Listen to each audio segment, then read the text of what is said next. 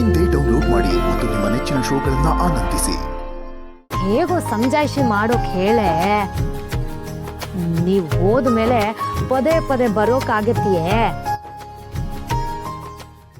ನೀವಿರೋವಾಗ್ಲೇ ವೆಂಕಟನಾಥನ ಶಾಂತಿ ಮುಹೂರ್ತನು ಮುಗಿಸಿ ಅವನ್ ತಲೆ ಮೇಲೆ ಅಕ್ಷತೆ ಹಾಕಿದ್ರೆ ಒಂದು ಒಂದೇ ಸಂಸಾರ ಅಂತ ಆಗತ್ತೆ. ಹೌದು ವೆಂಕು, ಸೀತಕ್ಕ ಹೇಳ್ತಿರೋದು ಸರಿನೇ. ನಿಮ್ ಯಜಮಾನ್ರು ಬಂದ್ಮೇಲೆ ಮಾತಾಡು. ಒಂದು ಒಳ್ಳೆ ಮುಹೂರ್ತ ನೋಡಿ ಬೀಗರಿಗೂ ಆಹ್ವಾನ ಕಳಿಸ್ಬಿಟ್ರೆ ಎಲ್ಲ ಕೆಲ್ಸಗಳು ಮುಗ್ದಾಗತ್ತೆ. ಆಮೇಲೆ ನಿಮಗೂ ನಿರಾಳ, ನಮಗೂ ನಿರಾಳ. ನೀನ್ ಹೇಳೋದೇನೋ ಸರಿಯಮ್ಮ, ಆದ್ರೆ ನಿಮ್ ಮಳೆ ಒಪ್ಪಬೇಕಲ್ಲ. ನೀನ್ ಹೇಳು, ಅವ್ರು ಒಪ್ತಾರೆ. ನಾನ್ ಹೇಳಿದ್ರೆ ನಿನಗ್ ಸ್ವಲ್ಪನೂ ಜವಾಬ್ದಾರಿ ಇಲ್ಲ ಅಂತ ರೇಗ್ತಾರಮ್ಮ. ನೀನೇ ಮಾತಾಡು. ನಿನ್ ಮಾತು ಅಂದ್ರೆ ಅವ್ರಿಗೆ ವೇದವಾಕ್ಯ.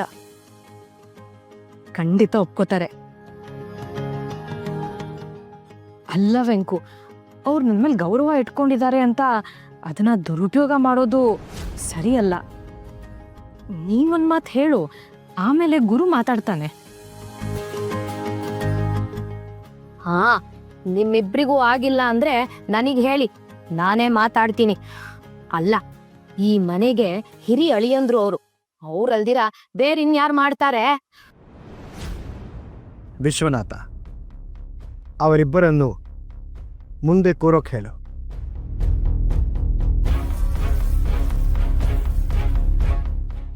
ನೀವಿಬ್ಬರು ಇಲ್ಲಿ ಬಂದು ಕೋರಿ ನಾವೇಕೆ ಕೂರಬೇಕು? ನಮ್ಮ ಪ್ರಶ್ನೆ ಗುರುಗಳಿಗೆ ಅರ್ಥವಾದಂತಿಲ್ಲ.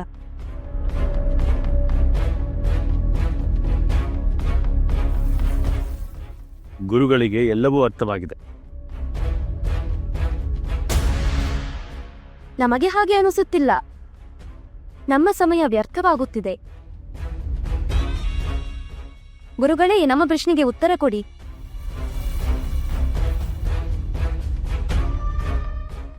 ಅದೇನು ನಿಮ್ಮ ಪ್ರಶ್ನೆಗಳು? ನಮ್ಮ ಪ್ರಶ್ನೆಗಳು ಶೃಂಗಾರ ಶಾಸ್ತ್ರಕ್ಕೆ ಸಂಬಂಧಪಟ್ಟವು.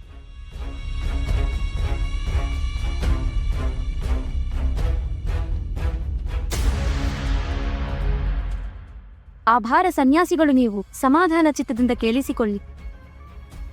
ಆಲಿಂಗನದಲ್ಲಿ ಎಷ್ಟು ವಿಧ?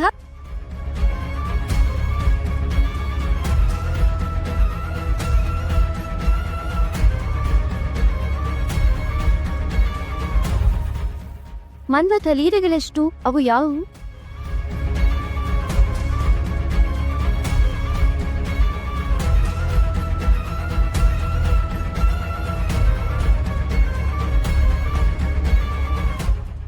ಸ್ತ್ರೀ ಪುರುಷರ ಸಮಾಗಮದಲ್ಲಿ ಅಂತರಾತ್ಮ ಏನು?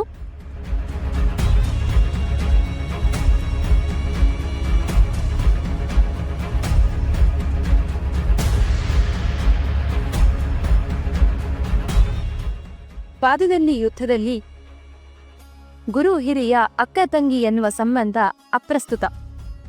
ಗುರುಗಳು ನಮ್ಮ ಆಸೆಯನ್ನು ಈಡೇರಿಸಿದರೆ ನಾವು ಅವರಿಗೆ ಶರಣಾಗಿ ಶಿಷ್ಯರಾಗುತ್ತೇವೆ. ಲವಾದರೆ ನಿಮಗೆ ಯಾಕೋ ಅವರಿಗೆ ಸಮಾಧಾನ ಆಗುವ ಉತ್ತರವೇ ಸಿಗುತ್ತೆ. ಮೊದಲು ಅವರಿಗೆ ಕೂರೋದಕ್ಕೆ ಹೇಳಿ.